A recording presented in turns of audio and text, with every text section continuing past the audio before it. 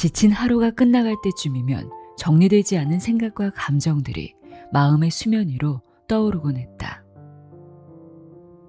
한껏 좁아진 마음을 가득 채운 것은 불안, 우울, 혼란, 두려움 등 나도 어찌할 수 없는 나라는 사람 그 자체였다.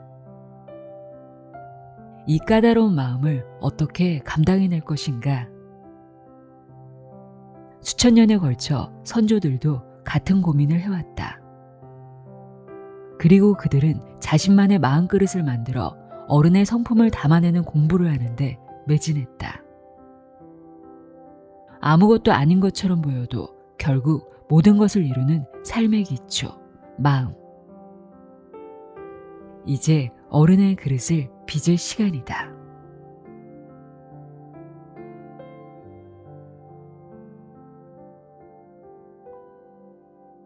안녕하세요. 나의 소리책 갈피 소리내어 읽다입니다. 우리는 누군가를 만날 때 그 사람의 말 한마디나 행동, 태도를 보며 은연중에 그 사람의 마음의 크기를 가늠해 보곤 합니다. 저 사람은 참 속이 깊네, 참 그릇이 큰 사람이다 라고 말이죠. 그런데 정작 나 자신의 마음그릇은 어느 정도인지 진지하게 들여다본 적이 있으신가요?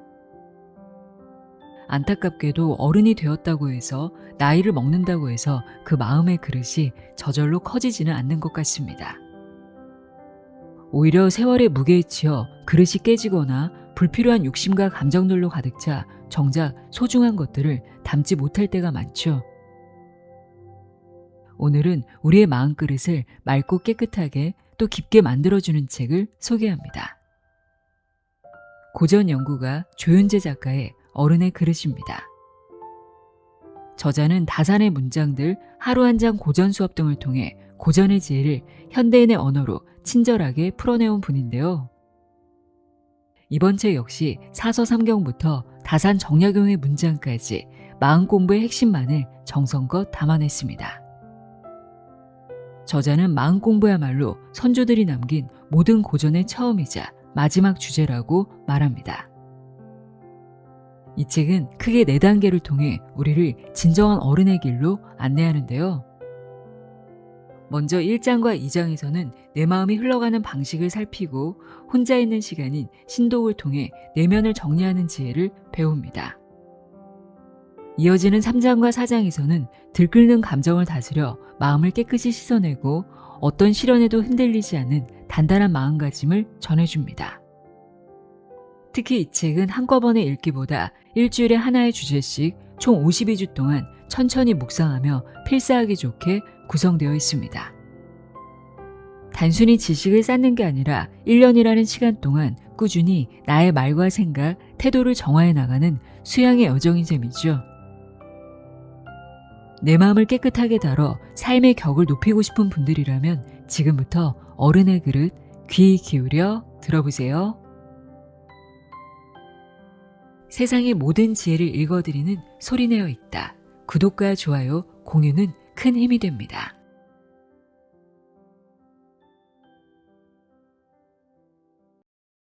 마음이 열리면 모든 것을 보게 된다. 만물은 서로 달라서 한쪽으로만 보면 서로 가려지지 않는 것이 없다. 그것이 마음의 공공연한 문제다. 우리는 진실을 알고 싶어 한다. 사물이나 현상을 정확히 보고 싶고 그 내면에 감춰진 사실에 대해서도 알고 싶다.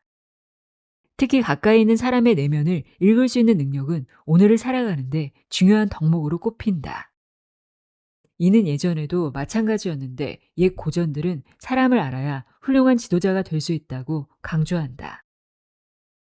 순자의 임금의 도는 사람을 잘 알아보는 것이고 신하의 도는 일을 잘 아는 것이라는 말이 그것을 정확하게 말해준다. 지도자란 세세한 일을 아는 것보다 사람을 잘 알고 쓸 수 있는 능력이 중요하다는 말이다. 그 중에서 가장 먼저 알아야 할 사람은 자신이다.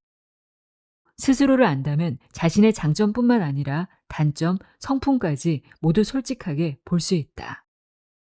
무엇보다도 자신이 하늘과 땅과 함께 가장 소중한 존재임을 인식할 수 있어야 한다. 그리고 이는 다른 사람에게도 마찬가지로 적용된다. 자신이 소중한 만큼 다른 사람도 소중한 존재임을 알고 합당하게 대해야 한다. 하지만 대부분 그렇게 하지 못하는데 이는 모두 마음의 문제라 할 수 있다. 순자는 사물의 현상이나 눈앞의 사람을 정확하게 보지 못하는 이유는 자기 마음의 연약함 때문이라고 말했다. 그리고 그 심각한 폐해를 이렇게 말한다. 마음을 제대로 쓰지 않으면 희고 검은 것이 바로 앞에 있더라도 그의 눈은 보지 못하고 천둥소리, 북소리가 옆에서 들린다고 해도 귀는 듣지 못한다. 하물며 마음이 딴 것에 불임을 받는 사람은 어떻겠는가? 올바른 사람을 나라를 어지럽히는 임금이 비난하고 집안을 어지럽히는 사람이 아래에서 비난한다면 어찌 슬픈 일이 아니겠는가? 오늘날 심리학 이론이 말하는 확증 편향과 같은 이치다. 확증 편향이란 자신의 가치관이나 신념, 판단 따위와 부합하는 정보에만 주목하고 그 외의 정보는 무시하는 사고방식을 말한다. 바로 이런 마음 때문에 나라가 흔들린다고 순자는 주장한다. 여기서 더 나아가 자존심이나 질투 따위의 감정이 작용하게 되면 의도와는 상관없이 마음이 막히게 된다. 이것은 옳고 그름과는 관계가 없다. 설사 정의를 추구하고 옳은 길을 가려고 하더라도 그것에만 집착한다면 오히려 마음은 잘못된 길로 갈 수밖에 없다. 내 그릇 또한 작아질 뿐이다. 욕심은 사람이라면 누구나 있는 본능과도 같다. 욕심에는 옳지 않은 것과 옳은 것이 있다. 자기 이익을 채우기 위해 수단과 방법을 가리지 않고 재물이나 지위 등에 탐닉하는 것은 탐욕으로 이는 옳지 않은 욕심이다. 하지만 도덕성을 높이기 위한 노력, 내가 가진 것을 남에게 베풀려고 하는 마음으로 선행에 애쓴다면 올바른 욕심이라고 할 수 있다. 하지만 선한 욕심을 부리는 데에도 중용의 도가 필요하다. 순자는 또 이렇게 말했다. 그러므로 욕심에 가려지기도 하고 미워하는 마음에 가려지기도 하고 일을 시작한다는 의욕에 가려지고 일을 끝내려는 조바심에 가려지고 멀리 있다는 생각에 가려지고 가까이 있다는 생각에 가려지기도 하고 깊다는 생각, 얕다는 생각, 옛 생각, 지금의 생각에 가려지기도 한다.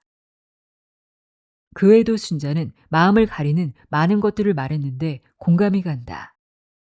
먼저 우리 마음을 흔드는 감정은 좋아하고 미워하는 감정이다. 우리 속담에 아내가 예쁘면 처갓집 울타리도 예쁘다라는 속담이 있다. 또한 중이 미우면 입고 있는 옷가지도 밉다라는 속담도 있다.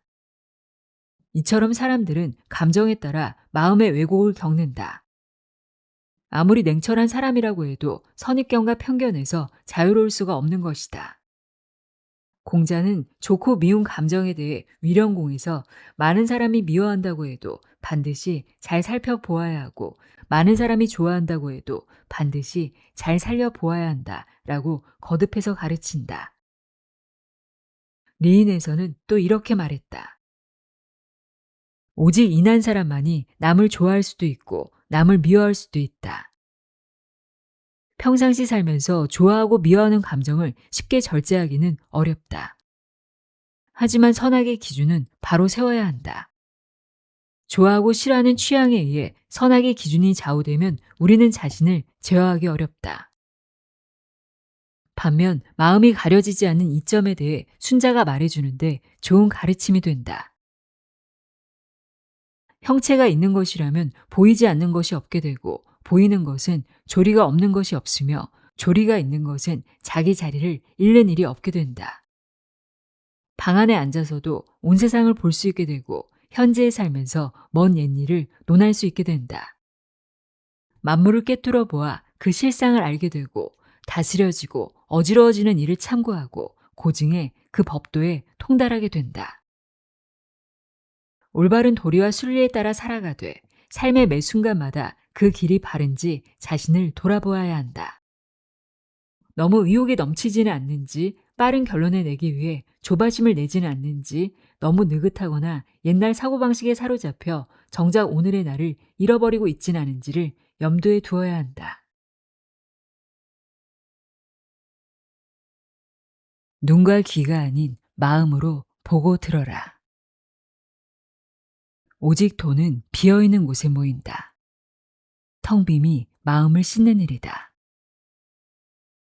공자의 제자 안회가 공자를 찾아와서 위나라에 가겠다고 청했다. 위나라 군주는 젊고 독단적이라 백성의 고초가 심하므로 가서 바로 잡겠습니다. 공자가 예전에 제자들에게 의사에게 병든 사람이 많이 찾듯이 뜻이 있는 선비라면 잘 다스려지지 않는 나라로 가서 다스려야 한다 라고 가르쳤는데 안회가 그 가르침을 따르겠다는 말이었다. 하지만 공자는 안회가 가려고 하자 정작 만류했다. 이유는 위나라 군주는 폭군이므로 혹여 사랑하는 수제자 안회가 위험을 당할까 염려했기 때문이다. 공자는 안회에게 말했다. 위나라 군주는 반드시 말로 다투려 할 텐데 말로 따지게 되면 마치 불로써 불을 끄려 하고 물로써 물을 막으려는 것이니 싸움을 더하는 꼴이 된다. 말은 반드시 격과 생각이 비슷한 사람끼리 나누어야 서로 이해가 되고 공감이 된다. 만약 수준이 전혀 다른 사람과 대화를 하면 서로 거슬러 말할 수밖에 없고 반드시 파국이 생기기 마련이다. 불에 불을 더하면 불이 더 왕성해지고 물에 물을 더하면 홍수가 나는 이치와 같다. 상대의 말을 무조건 들어주려면 내 생각을 포기해야 하고 만약 끝까지 다투면 죽을 수도 있다. 공자는 아내가 결코 자기 뜻과 생각을 포기하지 않는 성품임을 알았기에 결국 위험에 처할 것을 예견했다. 그리고 대화는 길게 이어지는데 상당히 고차원적이다. 높은 경제의 아내조차 스스로 더 이상 방법을 찾지 못하고 그 해답을 묻자 공자는 말했다. 마음의 재개, 몸과 마음을 스스로 깨끗이 정화하는 일을 하라. 그 첫 번째로 마음의 사사로움을 버려야 한다. 아내가 대답했다.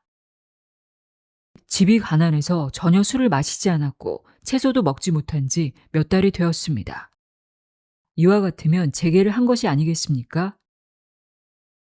공자는 다시 말했다. 그것은 제사 지낼 때의 재개이지 마음의 재개는 아니다.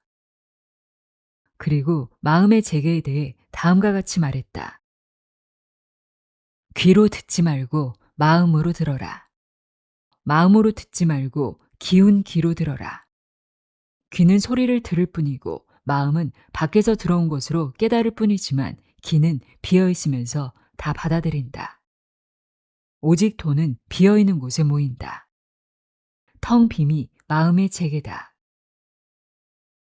귀로 듣는 것은 흔히 하는 말로 고지곳대로 듣는 것으로 그 말을 하는 사람의 의중이나 감춰진 뜻은 전혀 알지 못한다. 그 다음 마음으로 듣는 것은 말 속의 뜻과 의중을 파악해 아는 것이다. 귀로 듣는 차원보다는 훨씬 높다. 하지만 공자는 그에 머물러서는 안 된다고 말한다. 마음으로 듣는 차원을 넘으라는 것이다. 마음을 비우고 들으라는 뜻인데 이는 상대의 말에 그 어떤 판단이나 선입견도 없이 듣는 차원이다. 공자는 60세에 달해 이순의 경지에 이르렀다. 귀가 순해졌을 때는 어떤 말을 들어도 감정의 영향을 받지 않고 얼굴이나 행동의 변화는 더더욱 없었다. 이럴 때 상대방은 이쪽의 생각과 감정을 읽을 수 없게 된다. 이 말을 들은 아내가 말했다. 처음에 재개하지 않았을 때 마음에 저 자신이 있었습니다. 하지만 재개하고 난 후에는 애초에 저 자신이 없어졌습니다. 그러면 텅 비었다고 할 수 있겠습니까? 그 대답을 듣고 공자는 비로소 다 되었다 라고 말한다. 역시 공자의 수제자답게 공자가 가르치는 말을 제대로 깨우친 것이다. 덧붙여 공자는 몇 가지 더 가르침을 준다. 위나라 울타리에 들어가 논일 때 그 명성에는 무감각해져라. 군주가 들으면 말하고 듣지 않으면 멈춰라. 명성을 날리고자 하는 마음을 비우면 군주에게 굳이 말로 자기 생각을 강요하지 않게 된다. 욕심에 흔들리지 않고 오직 도에 맞게 행동할 수 있게 된다. 그 다음 공자가 가르침을 이어간다. 남에게 부림을 받으면 거짓을 일삼기 쉬우나 하늘의 부림을 받으면 거짓을 일삼기 어렵다. 이 말은 맹자가 자신의 책 맹자 고자상에서 말했던 말과도 같다. 하늘이 주는 자기가 있고 사람이 주는 자기가 있다. 인, 의, 충, 신, 선을 좋아하기를 게을리하지 않는 것은 하늘이 준 자기다. 공, 경, 대보는 사람이 주는 자기다. 인작을 추구하면 남에게 부림을 받고 천작을 구하면 하늘의 부림에 따라 일한다. 따라서 인작을 추구하면 사람의 영향을 받아 종속되고 천작을 추구하면 사람의 눈치를 보지 않고 오직 하늘의 도리인 선한 양심에 따라 일할 수 있게 된다. 마지막으로 공자는 이렇게 말했다. 저기 텅 빈 곳을 보게. 빈방이 밝아졌으니 길조는 고요한 데 머문다. 몸은 앉아있지만 마음은 달려가는 것이다. 여기서 빈방은 마음을 비운 상태다. 이처럼 비운 상태가 되면 그 마음은 밝아지고 고요해진다. 그때 좋은 일이 생긴다. 공자와 수제자 아내의 대화는 마음을 비우는 것에 대해 말하지만 실상 그 깊은 의미를 알기는 쉽지 않다. 평범한 우리는 귀로 듣는 일조차 제대로 하기 어렵지 않은가? 실상 우리 삶의 많은 다툼이 말을 제대로 알아듣지 못해서 비롯된다고 해도 과언이 아니다. 그 차원을 넘어 마음으로, 기운으로 듣는 일은 더더욱 실감하기 어렵다. 장자는 이러한 의구심을 마지막 문장에서 조금이나마 풀어준다. 눈과 귀를 좇지 말고 마음으로 들어라. 사람은 눈과 귀로 보고 들을 수밖에 없다. 하지만 그에 그치지 말고 마음으로 듣고 보아야 한다. 어디론지도 모르게 가버리는 마음을 붙잡아 고요하게 할 때 마음그릇은 바르게 빚어진다. 순간적인 감정에 휩쓸리지 않고 욕심에 흔들리지도 않게 된다. 세상 만물이 조화롭게 되고 우리의 그릇도 다듬어질 수 있다.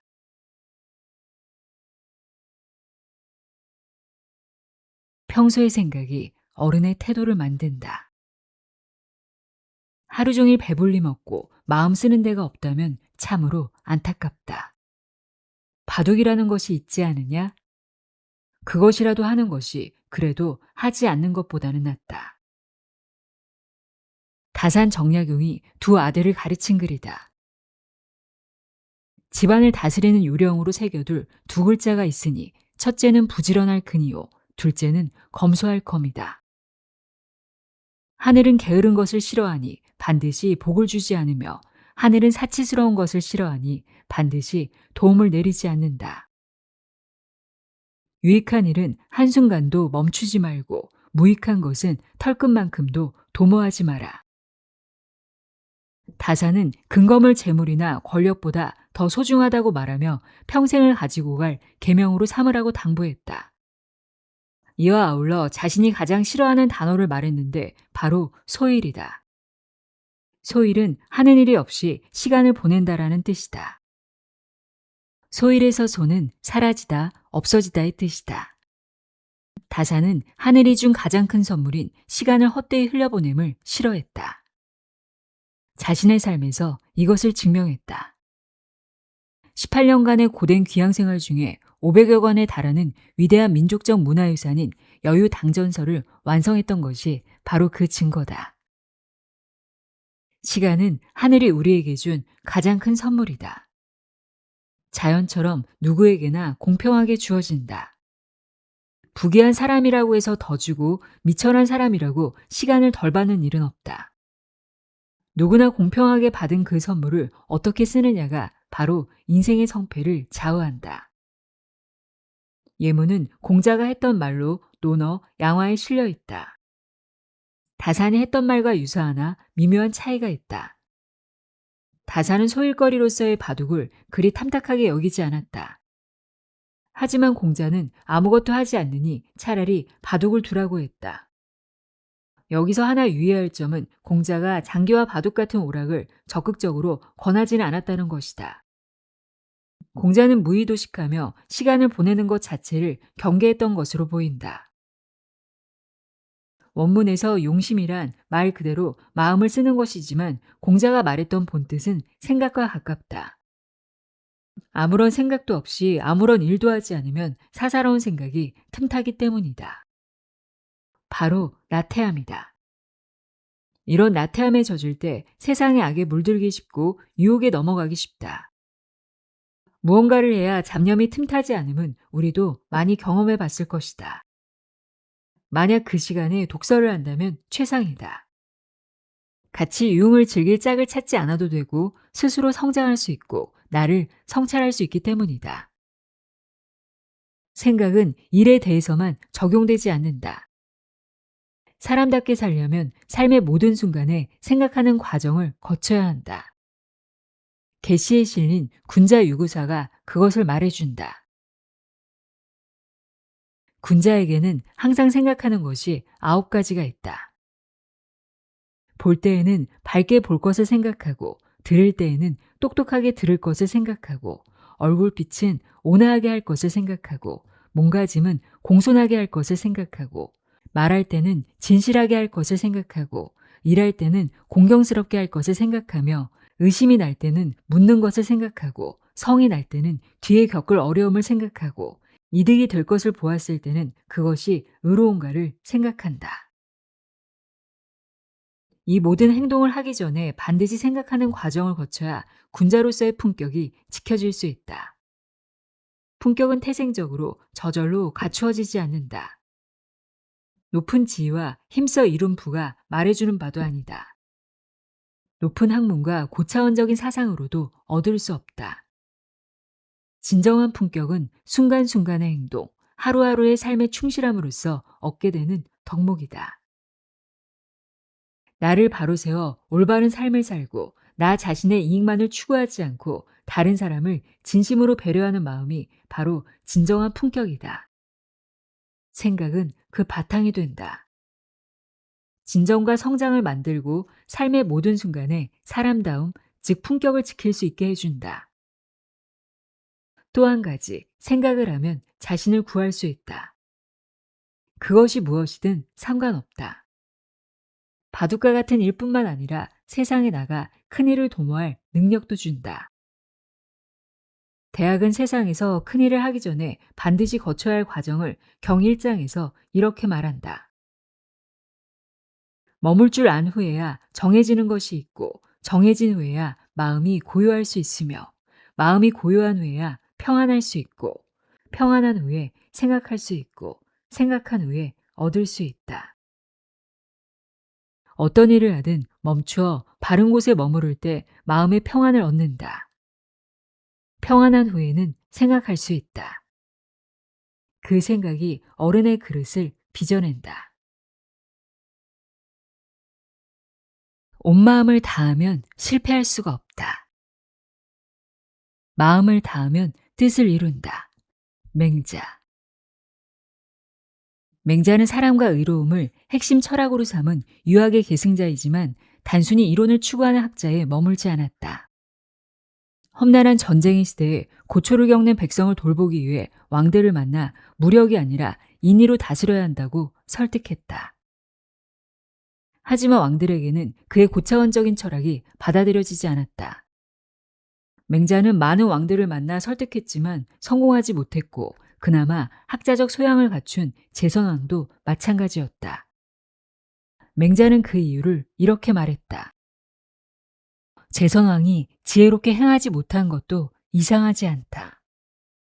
비록 천하에 쉽게 자라나는 생명이 있다고 해도 하루 동안만 빛을 쬐어주고 열흘 동안 춥게 만든다면 자라날 수 없다. 나는 왕을 아주 드물게 뵙는데 내가 물러나면 왕을 차갑게 만드는 자들이 왕을 자주 만나니 왕이 선한 마음의 싹이 있다 한들 내가 어쩌겠는가. 제선왕은 맹자를 존경했지만 그의 신하들보다 더 자주 만날 수는 없었다. 따라서 맹자가 한 이야기에 설득당하고 인정했다고 해도 그때뿐이었다. 왕을 둘러싼 신하들이 곧 왕의 생각을 바꿨기 때문이다. 천하를 제패하려면 당연히 무력을 길러야 한다가 그들의 주장이고 한계였다. 그 뒤에 맹자는 앞서 했던 이야기와는 다소 동떨어지는 바둑 이야기를 한다. 바둑이라는 기회는 사소하지만 전심전력을 다하지 않으면 배울 수 없다. 혁추는 최고의 바둑 고수다. 혁추에게 두 제자가 있었는데 하나는 전심전력을 다해 혁추의 가르침을 듣는다. 하지만 다른 한 사람은 듣기는 하나 마음 한켠에는 날아오는 기러기를 사냥할 생각만 하니 배우기는 하지만 다른 사람보다 못하게 된다. 그 사람의 지혜가 다른 사람만 못해서인가? 아니다.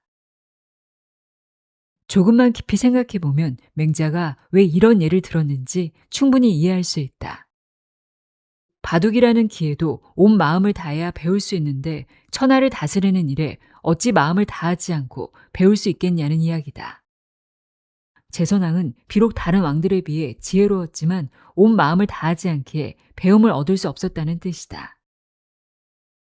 온 마음을 다하면 뜻을 이룬다와 온 마음을 다하지 않으면 뜻을 이루지 못한다의 성어에서 우리는 마음의 쓰임에 대한 지혜를 얻는다.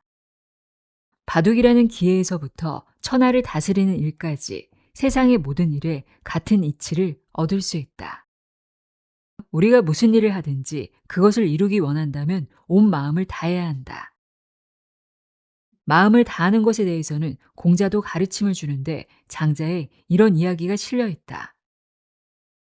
공자가 초나라를 향해 길을 가다가 웬 꼽추 노인이 매미를 잡고 있는 모습을 보았다. 마치 길에 떨어진 물건을 줍듯이 매미를 걷어들이는 모습을 보고 공자가 감탄에 물었다. 당신 재주가 참 놀랍구려. 거기에도 혹시 무슨 방법이 있소? 물론 있습니다. 처음 6달 동안은 매미채 꼭대기에다 알을 2개 포개어 올려놓고 떨어뜨리지 않는 연습을 하면 매미 잡을 때 실패하는 확률이 많이 줄어듭니다. 그 다음 알을 3개 포개어 올려놓고도 떨어뜨리지 않는 정도면 실패할 확률이 10에 1번 정도입니다. 만약 알을 5개 정도 올려놓고도 떨어뜨리지 않을 정도가 되면 땅에 있는 물건 줍듯이 매미를 잡을 수 있습니다. 그리고 노인은 말을 잇는다. 매미를 잡을 때 내 몸은 마치 잘린 나무 등걸처럼 움직이지 않고 팔은 마른 나무가지를 든 것처럼 가볍습니다. 천지의 광대함도 만물의 다양함도 아랑곳하지 않고 오직 매미의 날개짓에만 집중합니다. 내 머리와 신체는 정지해 조금도 움직이지 않으며 매미의 날개 이외에는 마음을 팔지 않습니다. 그러니 어찌 실패하겠습니까? 그 말을 듣고 공자가 제자들을 돌아보며 말했다. 마음을 하나에 집중한다면 그 기술이 신의 경지에 이를 수 있는데 이 노인은 이미 그 경지에 이르렀다. 마음은 쉽게 유혹에 흔들리고 잡다한 생각 때문에 어지럽고 많은 욕심 때문에 목마르다. 하지만 이러한 장애를 벗어나 오직 이루고 싶은 목적에 집중한다면 마음은 힘을 발휘한다.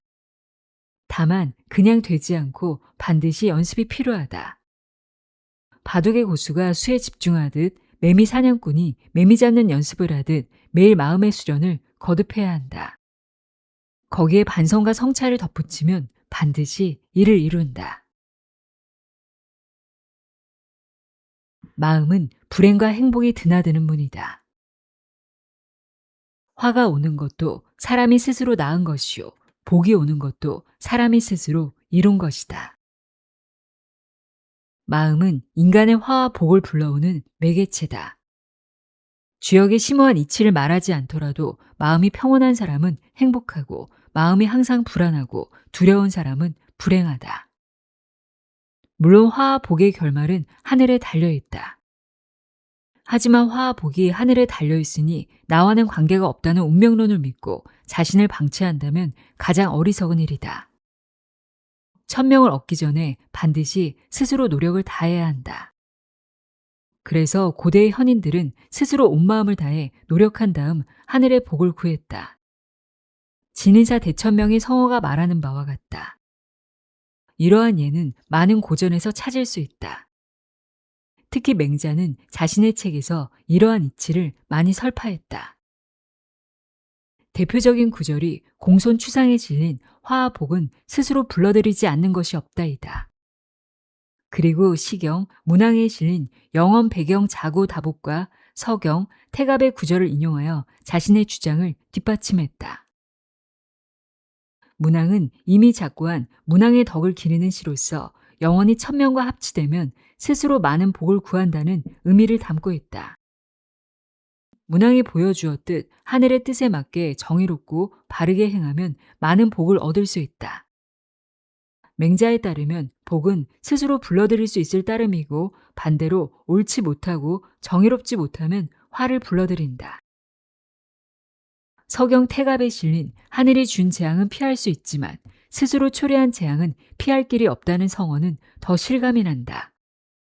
하늘이 준 재앙은 천재지변처럼 닥쳐온 재앙을 말한다.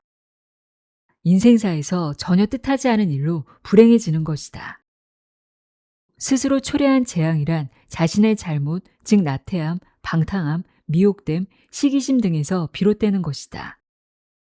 무엇보다도 가장 큰 잘못은 불법적이고 불의한 방법으로 자신의 이익과 욕심을 도모하는 일이다. 이러한 재앙은 반드시 스스로 뼈저리게 돌이키지 않으면 해결할 수 없다. 예문이 실린 회남자는 서한 초기에 제후 유한이 쓴 책이다. 항고조 유방의 손자로 회남방에 봉해졌던 인물인데 학문을 좋아하긴 했으나 실상은 나라를 통치하는 정치인이었다. 따라서 회남자는 그가 직접 썼다기보다는 여러 방면의 학자를 모아서 쓴 실용서에 가깝다. 예문은 그중에 인간세에 실린 글로 화복의 이치를 말해준다. 철학적 관점이라기보다는 자기관리와 통치에 도움이 되는 실용적 관점이다. 화복의 이치는 화와 복은 스스로 자초한 것이다. 복이 화가 될 수도 있고 화가 복이 될 수도 있다. 고정되지 않으니 언제든 변할 수 있다. 이러한 이치는 탁월한 사람이 아니면 알 수 없다는 말로 드러난다. 이 표현은 도덕경 58장에 실린 화는 복에 의지하고 복은 화를 품고 있다와 일맥상통한다. 예문의 앞부분에는 이렇게 실려 있다. 거대한 제방도 개미 구멍 때문에 무너지며 큰 집도 굴뚝의 작은 틈에서 튀는 불꽃으로 인하여 타버린다. 순임금의 훈계에 이르기를 전전긍긍하며 하루하루를 신중히 하라고 말하였다. 사람은 큰 산에 의해서 넘어지는 일은 없지만 작은 개미뚝에 걸려 넘어진다. 모두 작은 해로움을 가볍게 여기고 미세한 일을 소홀히 하는 데에서 후회하는 일이 많다. 개미의 작은 구멍에 의해 큰 둑이 무너진다. 그리고 거대한 건축물도 작은 불씨로 인해 불이 날 수 있다. 이처럼 큰 재앙은 모두 작은 일을 소홀히 하면서 비롯된다. 사람도 마찬가지다. 사소하지만 나쁜 습관으로 인해 인생이 망가진다. 사소한 동전 몇 개라고 생각해 공금에 손을 댄다든지 심심풀이 화투 놀이를 하다가 큰 도박판에 중독됨을 주위에서 쉽게 볼 수 있다. 평범하게 살아가는 사람들은 큰 잘못은 저지르지 않고 살지만 뜻하지 않게 범죄에 연루되는 경우도 있다. 온갖 범죄자들이 평범한 사람들을 속여 범죄 도구로 이용하는 것이다. 회남자에서는 이러한 재앙에서 벗어나기 위해 반드시 올바른 지식을 갖추고 사려 깊은 생각을 해야 한다고 말한다. 지혜가 옳다고 하는 것을 단호하게 실행한다면 천하에 도달하지 못할 것은 없다. 이렇기 때문에 지혜로운 생각이야말로 화와 복의 문이며 움직이고 멈춤이 이의 중추이다. 평범한 사람이 화와 복의 이치를 깨닫는 비결은 지식과 생각 그리고 신중한 처신 세 가지다. 이 처신만으로도 내 삶이 바뀐다. 마음 공부는 나와 세상을 품는 힘이다. 사람의 마음은 신통하여 온 힘을 다하면 모르는 것이 없고 천하 만물에는 이치가 없는 것이 없다. 대학에서 가장 잘 알려진 구절은 수신제가 치고 평천하이다.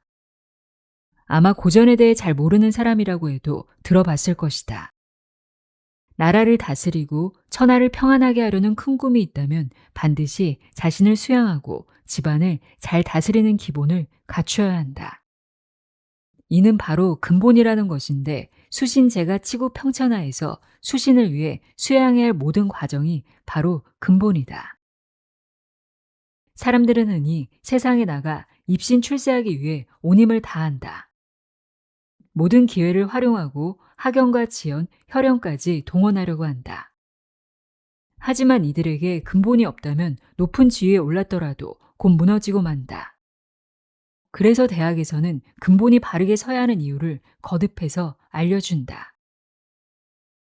만물에는 근본과 말단이 있고 일에는 시작과 끝이 있으므로 사물의 선후를 알면 도에 가까워진다. 모든 사물에는 원인과 결과, 시작과 끝이 있다. 세상에서 뜻을 펼치는 일도 당연히 그렇다. 만약 세상에 펼치고 싶은 큰 꿈이 있다면 반드시 그것을 이룰 수 있는 시작이 필요하다. 그것이 바로 수신이다. 도덕성과 학문으로 완성되어 있지 않은 사람은 뜻을 펼칠 수 없고 설사 유행이 그것을 얻었다고 해도 곧 무너지고 만다.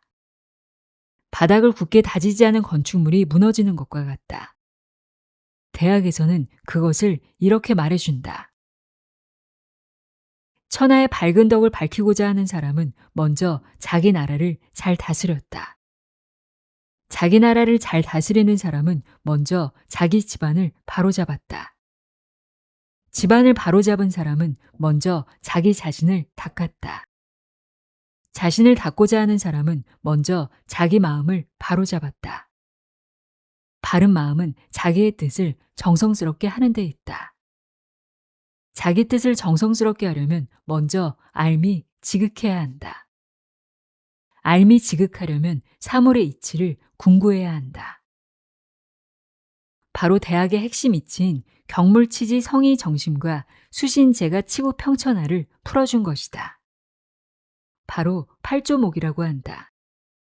여기서 앞에 사조목이 바로 근본이며 그 다음 사조목은 말단을 말한다. 근본이 바로 서야 말단이 잘 될 수 있음을 말해준다. 여기서 말단이란 우리가 흔히 생각하는 하찮은 것, 지엽적인 것을 뜻하는 말이 아니라 근본이 바로 선 다음에 해야 할 일이라는 뜻이다. 만약 근본이 바로 서지 못하고 말단, 즉 세상의 출세만을 추구했을 때 문제가 발생한다. 그 근본이 어지러우면서 말단이 다스려지는 일은 없다는 말은 한마디로 결론이다. 이는 반드시 근본을 바르게 세운 다음에야 자신이 진정으로 원하는 꿈을 이룰 수 있다는 말이다. 대학의 구절에 대해 해설한 것이지만 오늘날 우리가 새겨야 할 점이 많다. 공부에 대한 진정한 뜻과 의미를 알려주기 때문이다.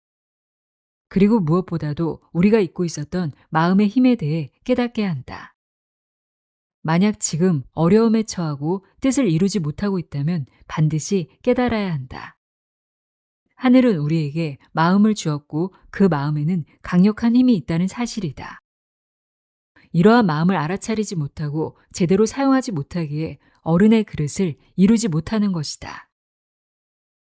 마음을 바르게 할 때 올바른 공부와 수양을 할 수 있고 모든 일을 이룰 수 있다. 때로는 마음을 놓쳐 힘들고 어려운 순간을 지날 때도 있지만 경청을 통해 겸손함을 배우고 겸손한 마음으로 더욱 노력할 때 마음의 힘은 제대로 발휘된다. 이것은 대학의 앞부분에 실린 글이 잘 말해준다. 멈출 줄 안 다음에야 정해질 수 있고 정해진 후에야 고요해질 수 있으며 고요해진 후에야 편안해질 수 있고 편안해진 후에야 생각할 수 있으며 생각한 후에야 얻을 수 있다.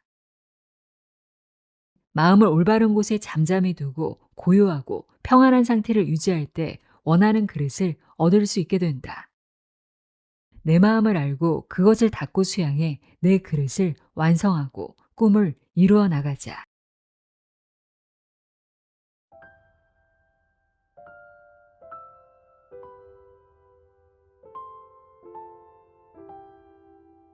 어른의 그릇 읽어드렸습니다. 나의 마음 그릇을 어떻게 어른답게 다뤄야 하는지 생각해보는 시간이 되었길 바랍니다. 오늘도 함께 해주셔서 고맙습니다.